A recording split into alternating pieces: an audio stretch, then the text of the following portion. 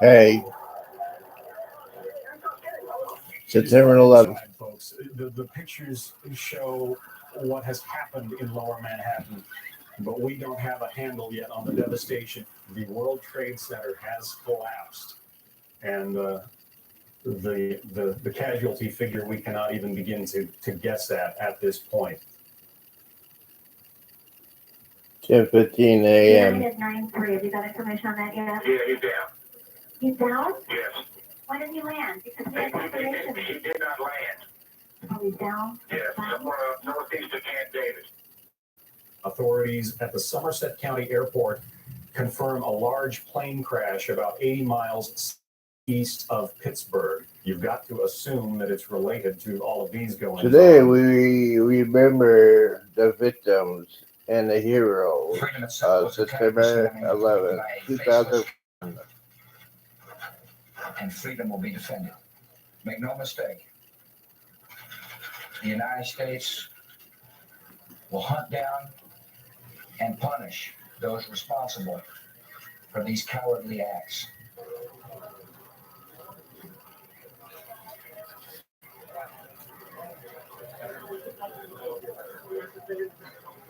Go. 21 years. No less stunning, solemn, and impactful. I can only assume your home, like all of us here on set, silent. Once again, taking in those images from 1 year ago today. I'm just so struck when I saw the planes go into the towers on that video that it feels like it just happened. Like I'm still just as jolted when I see it. And I think Okay. that's why I'm remembering. And as I see that, I'm going to check and see the other channel I'm going to be watching doing this live. military response and just how to All right. and how it ended. Let's see here. We're 30 days Commercial. from coming face to face with local folks at the opening. The embassy is not doing it. 9/11.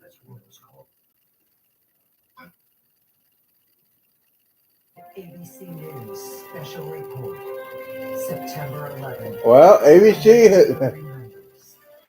Oh. They started at the last minute. There's different doctrines that people differ on. And Thursday. And here is the front. It's passing through the area. CBS is not doing it live. I think it's so dry that most of that rain will probably evaporate before it hits the ground, but there could be a couple sprinkles to the north trying to trickle in, but again, most of us will be dry. And how the dew point temperatures for a little over 2 hours from now. Dan, I look forward to being back with you a little bit later on in the hour. Yes, Don, we'll get back to you. And we're here at the table talking first about 9/11. We're waiting for the first moment of silence. Okay. About the North Tower being hit for the first time. John, you were at the White House on 9/11.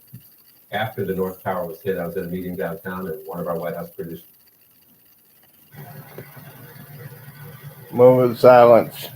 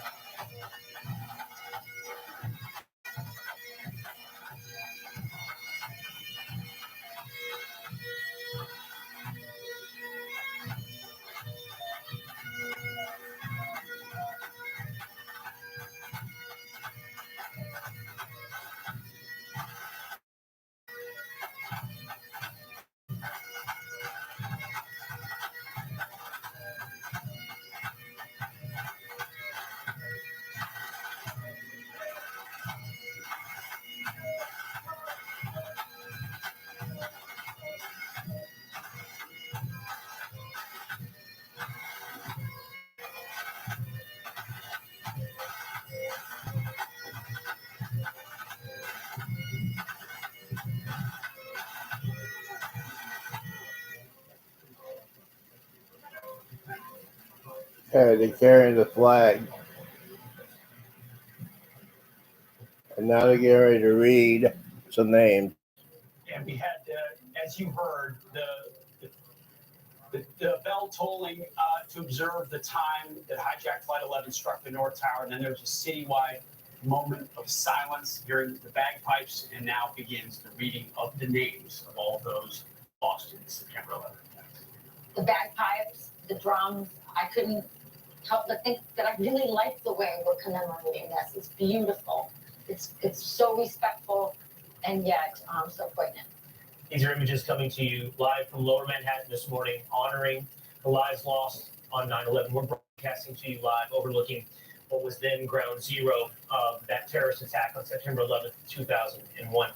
As we bring these images and try to bring this into your home, I think about some of the conversations we've had throughout the morning. We've spoken to the father of Todd Beamer, who famously said, "Let's roll," in fighting back on Flight 93 in Shanksville, Pennsylvania. We've talked to firefighters and survivors from the Twin Towers that morning. And I wanted to ask one of those firefighters where we're sitting, what you're seeing on your television right now. What was that scene? He said it was unsurvivable. He ducked into the hotel right next to us, the Marriott Hotel, when he finally vacated the South Tower. He said the entire street behind us, what you're seeing on your television, was just Don't chaos forget, level. today And, is Remember Couldn't two events. The smoke and the rubble that was coming. September 11th, 2001, An and unmistakable sound began to 2012. go through the canyons, and everybody then began to ran. As a firefighter, they were taught to seek cover. He ducked into the Marriott Hotel, and the rest is as you've seen play out on your television. You know what to do. Amazing. Well, the names are being read right now. By the way, the names will run along the bottom of the screen as they are read, as we remember. And, we were able to look back right now. Everything behind us here on set, those people are remembering they're covered and destroyed on that day. We have rebuilt. May we remember the way we came together as a country on 9/12. Let's bring in a friend of ours, Fox News contributor Joey Jones, retired Marine bomb tech, served in Afghanistan. Joey, your life was forever altered by the events that occurred in Lower Manhattan, in DC, and in Shanksville. Your reflections on this 21st anniversary. Hey guys, yeah. First of all, just let me say that my life wasn't changed. The best and worst things I've accomplished in my life, or that have happened to me, really are a result.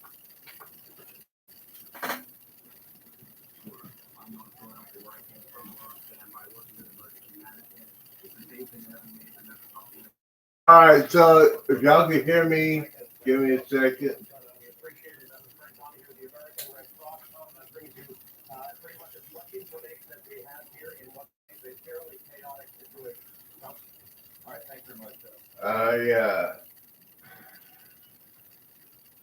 Change them channels real quick. Today is one of those days you just say, did this happen?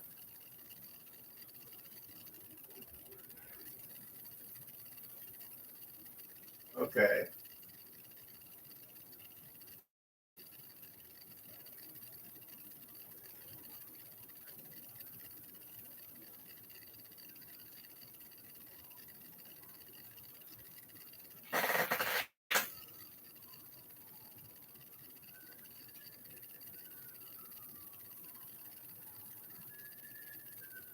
All right, I'm just gonna.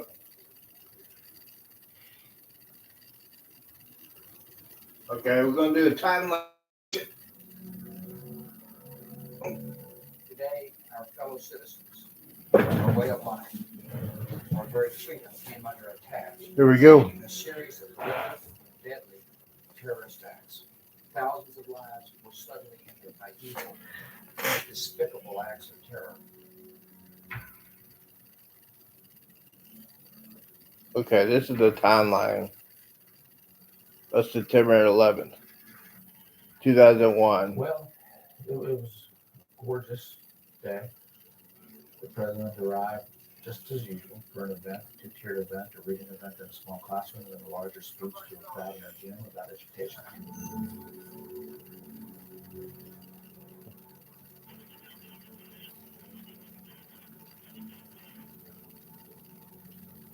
Gord. It's Fox and Friends, 2 minutes after 8 in the east, 2 after 5 out west.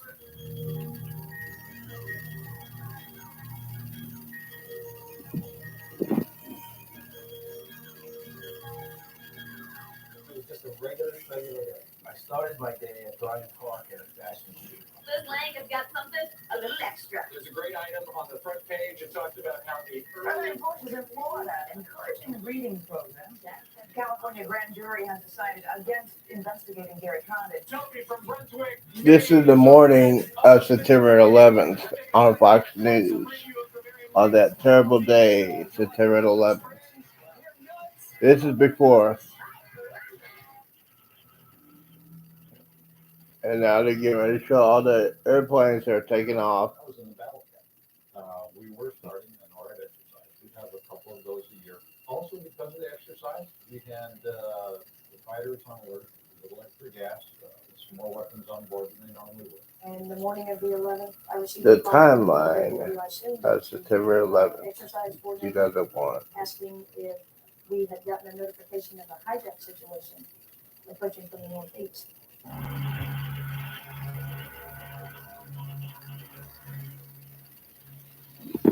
Okay, my name is Faye on. I'm number 3 on flight 11. Okay.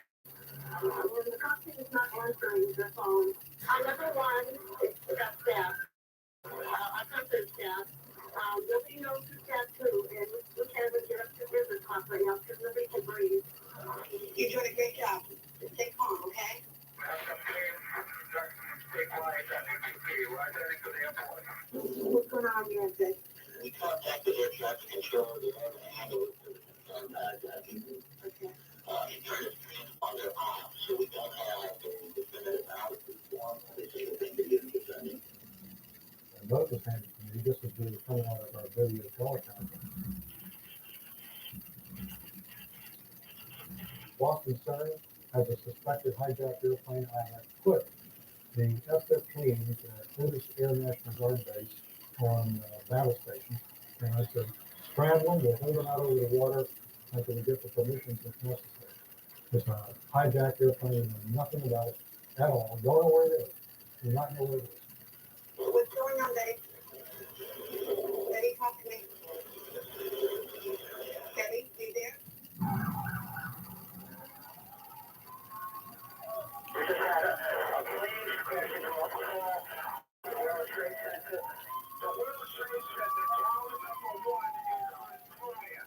All outside the building. We have a very tragic alert for you right now. An incredible plane crash into the World Trade Center here at the lower tip of Manhattan. It's believed the 737 has crashed into this speculation at this point, but the floor is taken out, crashed into the side of the building. Joining us right now, one of the producers of Fox Report, Owen Rugen on the scene. Owen, what do you know? What do you see? Where are you? Yeah, Ryan, I'm on the roof of my building, which is about 5 blocks to the south of the World Trade Center. I'm looking right now at the World Trade Center. There's a massive gaping hole on the second tower. It's about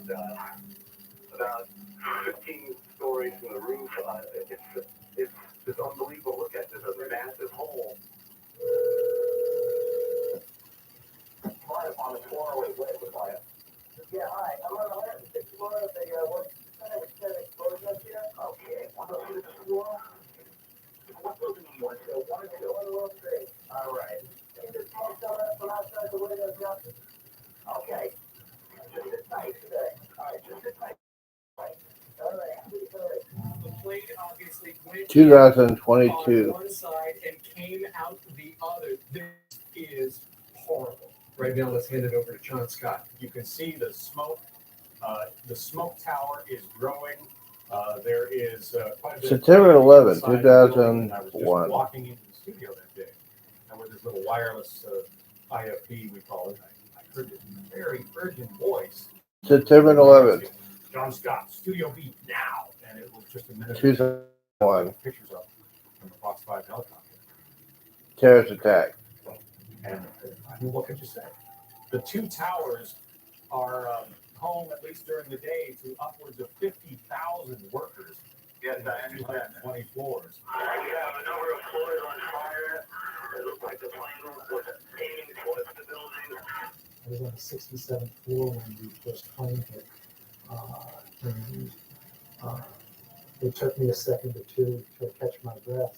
So I'm walking on B4, going towards the parking lots.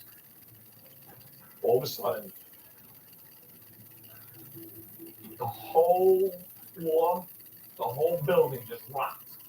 It just rocked and threw you, and just threw you. You didn't know what happened. At 8:46, when boom, there was loud explosion noise somewhere. I didn't know exactly where. All I saw right up against the glass was fire, flame, just a big fireball.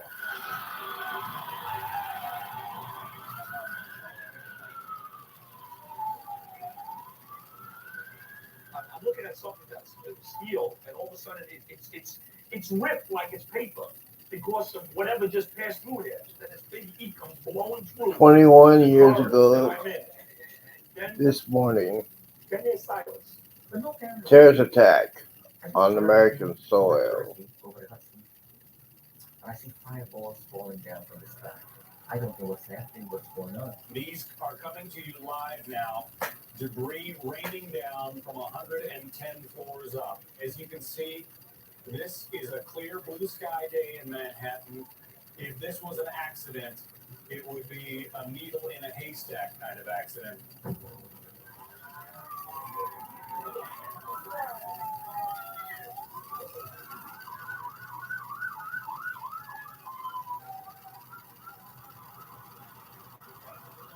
I was actually in New York in my office, like everyone else, most other people. I thought, my God, how could this possibly happen? But never suspected the magnitude of what was facing us. In my office with my speechwriter, and the secretary called in to say that a plane had hit the Trade Center. We turned on the television and sat there wondering how could an airplane hit the World Trade Center? It's a clear sky, no weather problems. How do you account for this? Normal Tuesday mornings, and I was standing at my desk getting ready for my staff meeting downstairs, my senior people, and my executive assistant walked in and said that a plane had hit the World Trade Center. And immediately my mind went to perhaps a twin-engine plane of some kind, and I said, well, that's a terrible accident. And as I was leaving the motorcade, I got a page telling me the World Trade Center had been hit by an airplane. So as the president was shaking hands when we entered the school, Karl Rove got to the president first and told the president that the plane was in the World Trade Center. The president went directly into a holding room. And I called the president and said, this president, a plane has hit the World Trade Center. And he said, that's strange, a strange accident. And I said that I would call him back when we had more information.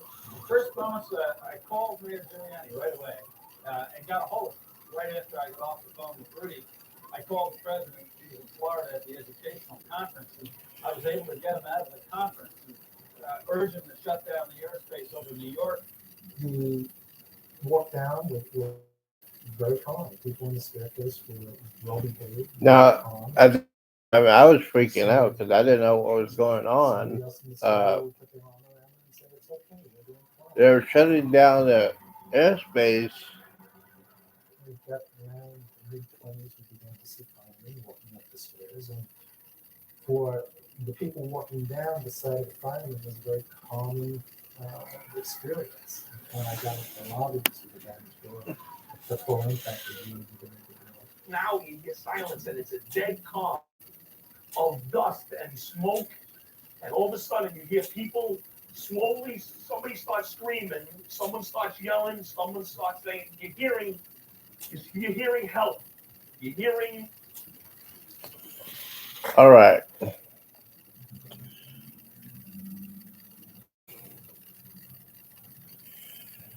Now, where was I at that moment 21 years ago this morning?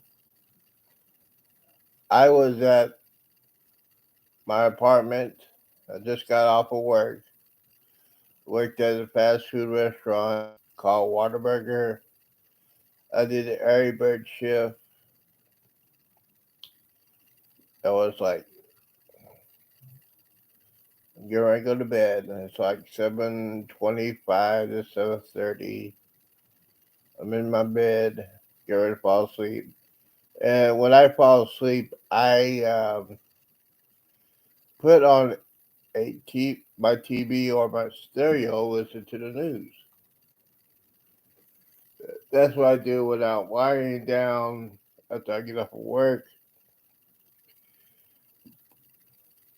And then I was sleeping, and then I heard a noise, and somebody said a plane hit one of the towers in New York City. Now, when I was sleeping, I thought I was dreaming. You don't hear a plane hit a building. You don't hear that. That's not normal. So I woke up, TV was on, and I see the smoke coming out one of the towers. And I said, "Man, wait a minute, this is about to be a movie or something." I checked my channel. It was on Fox News channel,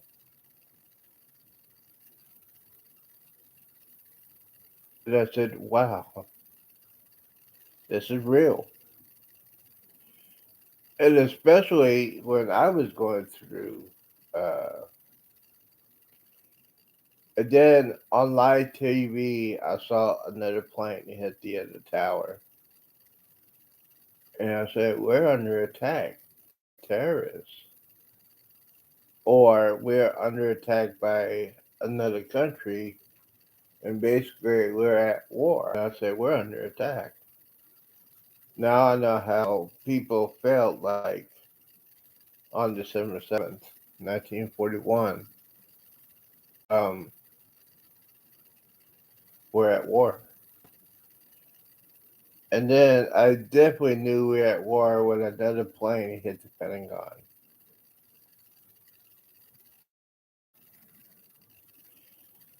Needless to say, almost 18 years later, I will meet a guy that was in the United States Army at the time at the Pentagon when it was attacked. He was at a men's breakfast in Granbury. He's one of the special speakers. We didn't know who he was. We just said we got a special speaker coming from the Army.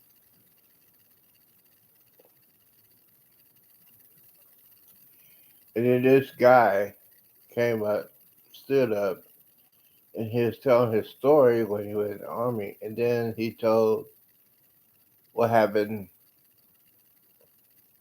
on September 11th. And the room just went silent. And he's telling his experiences when the plane hit and the gasoline field went around him. Um, he was burned real bad. Probably about 60 to 70% of his body was burned. He survived, but he said he was ready to go. He was ready to die. And then he said, "No, I'm not gonna let them win." So he was in the hospital for 8 weeks.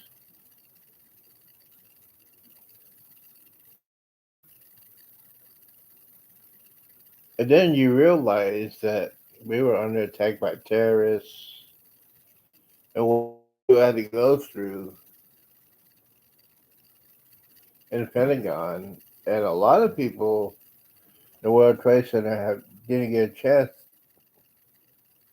Most of them were killed instantly. Most of them suffocated, and some of them even dropped. They didn't want to die by a fire, so they dropped any stories to their deaths.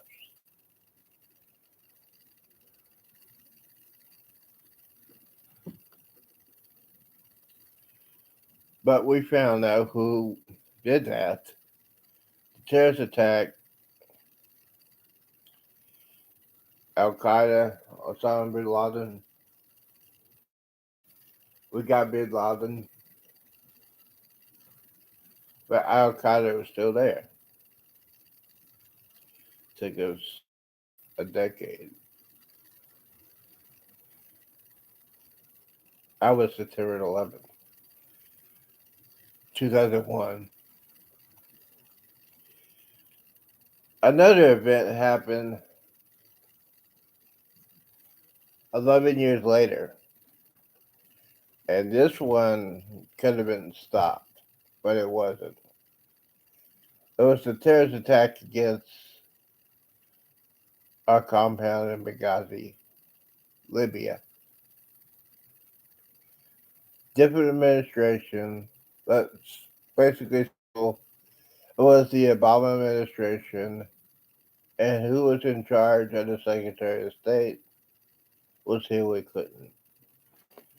And basically, Ambassador Stevens said, uh, Miss Secretary, we need help. We need more security. She didn't respond. And then on September 11th, terrorists attacked their compound, and him and 3 other brave Americans was killed by terrorists.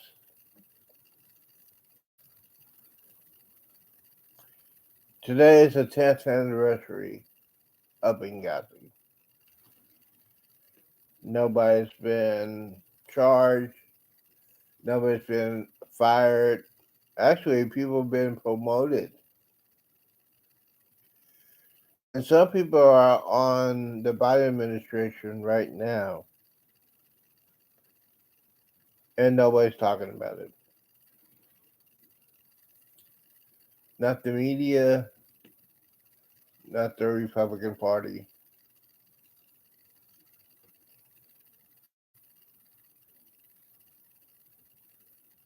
And what Hillary Clinton said, she said this terrorist attack was caused by a video, which is totally false.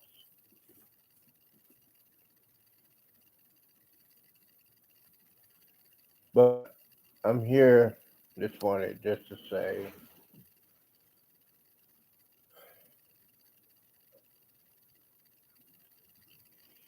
there needs to be an investigation. So, I know this is almost done. If you see a police officer, firefighter, first responders, military personnel, or our veterans, just go up to them today and say thank you for the service. And I will never, never, ever forget September 11th, 2001, and September 11th, 2012.